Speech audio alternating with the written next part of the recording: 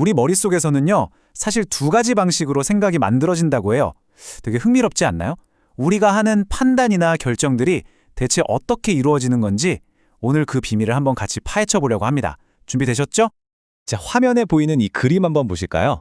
어떤 선이 더 길어 보이세요? 아마 거의 모든 분들이 당연히 아래쪽 선이지 라고 생각하실 거예요. 저도 그랬거든요. 근데 놀라운 사실은 이 두 선의 길이가 완벽하게 똑같다는 겁니다. 진짜 재밌는 건 이거예요. 아, 두 선 길이가 같구나 하고 머리로는 알게 됐는데도 눈은 여전히 아래쪽 선이 더 길다고 우기고 있는 거죠. 바로 이겁니다. 이게 핵심이에요. 우리 마음속에서, 그러니까 자동적으로 튀어나오는 직관이랑 우리가 애써서 아는 지식이 서로 싸우고 있다는 아주 명백한 증거죠. 아니 그럼 이 싸움은 대체 왜 일어나는 걸까요? 그 원인은 바로 우리 마음속에 두 개의 서로 다른 시스템이 존재하기 때문이라고 합니다. 이게 바로 데니얼 카너먼이 이야기하는 핵심 개념인데요.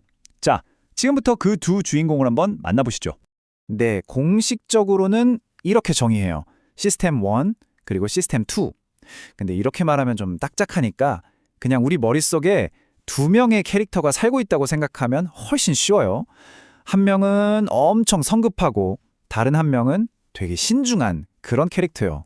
자, 그럼 이 빠르고 게으른 두뇌, 이 두 캐릭터가 각각 어떤 성격이고 무슨 일을 하는지 조금 더 자세히 들여다볼까요? 시스템 1은요, 뭐랄까, 빠르고 감정에 충실한 액션 히어로 같아요.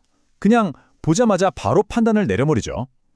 반면에 시스템 2는 좀 느리고 게으른 탐정, 분석과 복잡한 건 해결할 수 있는데 웬만하면 귀찮아서 안 움직여요. 그래서 평소에는 시스템 1이 거의 모든 일을 다 처리하고 시스템 2는 그냥 뒤에서 팔짱 끼고 지켜보는 감독관 같은 역할인 거죠. 보세요. 2 더하기 2는 바로 4가 나오죠. 전쟁과 하면 평화가 떠오르고요. 텅 빈 도로에서 운전하는 거, 끔찍한 사진 보고 인상 찌푸리는 거, 이런 것들 전부 다 시스템 1이 그냥 눈 깜짝할 사이에 우리가 애쓰지 않아도 저절로 해주는 일들이에요. 사실 우리가 하고 있다는 걸 의식조차 못할 때가 더 많죠. 정말 효율적인 오토파일럿, 자동 조종 장치라고 할 수 있겠네요. 그런데 이런 건 어때요? 17 곱하기 24를 암산으로 하거나 좁은 데 주차하거나 군중 속에서 아는 사람 찾는 거요. 이건 머리가 좀 아프죠? 바로 이럴 때 우리의 그 게으른 시스템 2가 귀찮은데 하면서 마지못해 등판하는 겁니다. 정신 에너지를 엄청나게 쓰는 일들이거든요. 자, 그런데 문제가 있어요. 시스템 1이 이렇게 효율적인 건 좋은데 이게 너무 지름길로만 가려고 하다 보니까 아주 예측 가능한 실수를 저지르기 쉽다는 거예요. 특히 게으른 감독관 시스템 2가 이걸 제대로 확인 안 해주면 큰일 나는 거죠. 바로 이 지름길에서 문제가 생기는 건데요. 시스템 1은 휴리스틱이라는 걸 써요.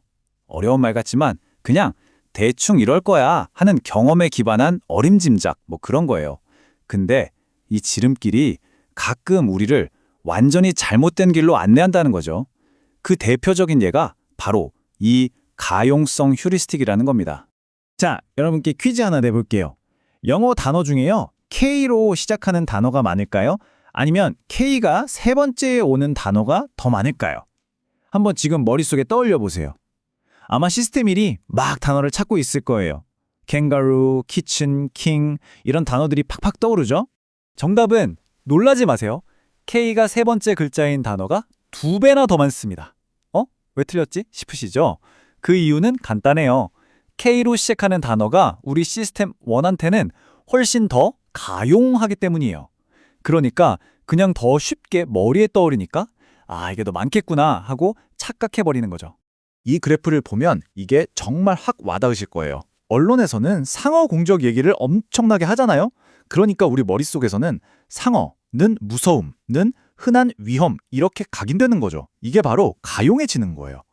사실 이런 방식의 사고는 옛날 우리가 생존해야 했을 때는 아주 효율적이었어요. 눈앞에 사자가 나타나면 바로 도망가야 하니까요.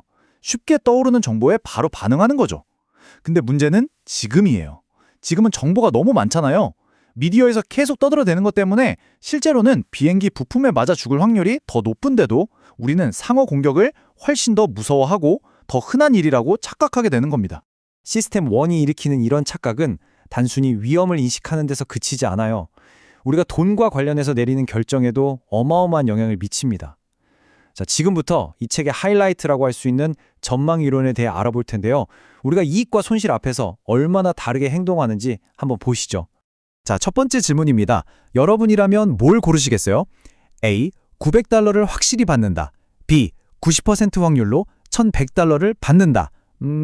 아마 대부분 A를 고르셨을 거예요. 그쵸? 확실한 이익이 눈앞에 있으면 굳이 위험을 감수하고 싶지 않은 거죠? 자, 그럼 두 번째 질문입니다. 이번엔 C. 900달러를 확실히 잃는다. D. 90% 확률로 1100달러를 잃는다. 어떠세요? 되게 신기하게도 이번엔 대부분 D를 선택합니다. 방금 전까지만 해도 위험을 피하던 사람들이 확실한 손실은 어떻게든 피해보려고 오히려 도박을 하는 쪽으로 바뀌는 거예요. 금액은 똑같은데 말이죠. 정말 신기하죠? 이게 다 뭐 때문이냐면요. 바로 이 손실 회피 성향 때문입니다. 인간은 이익을 얻으려는 동기보다 손실을 피하려는 동기에 훨씬 더 강하게 이끌린다는 거예요. 쉽게 말해서 손실에서 오는 고통이 이익에서 오는 기쁨보다 심리적으로 거의 2배는 더 세게 느껴진다는 거죠. 100달러 벌었을 때의 기쁨보다 100달러 잃었을 때의 고통이 훨씬 더 크다는 겁니다. 이 표를 보시면 이게 딱 정리됩니다. 보세요. 이익이 거의 확실할 때는 에이 그냥 안전하게 가자 하면서 위험을 피해요. 근데 손실이 거의 확실할 때는 어떻게든 피해보자 하면서 오히려 위험을 감수하죠. 반대로 낮은 확률일 때는요. 큰 이익을 기대하면서 복권을 사는 것처럼 위험을 추구하고 큰 손실이 두려워서 보험에 드는 것처럼 위험을 회피합니다.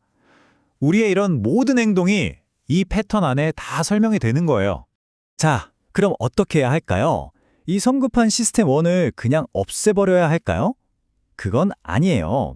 목표는 시스템 1을 없애는 게 아니라 언제 이 친구의 말을 믿고 또 언제 어이 전문가 나와봐 하고 시스템 2를 불러내야 하는지 그 타이밍을 배우는 겁니다.